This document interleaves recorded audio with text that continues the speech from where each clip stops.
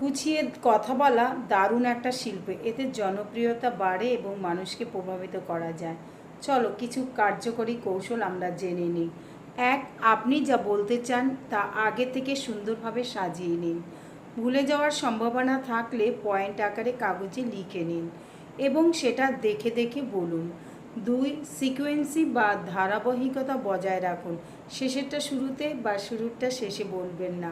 ৩. তাড়াহুড়া করবেন না, শান্ত থাকুন। খুব দ্রুত বা খুব ধীরে নয়, মিডিয়াম গতিতে কথা বলুন। ৪. শ্রোতার চোখের দিকে তাকিয়ে আত্মবিশ্বাস নিয়ে কথা বলুন। ৫. জড়তা পরিহার করার জন্য ইয়ে, মানে, আগে ইত্যাদি এইসব কথাগুলো এড়িয়ে চলুন। ৬.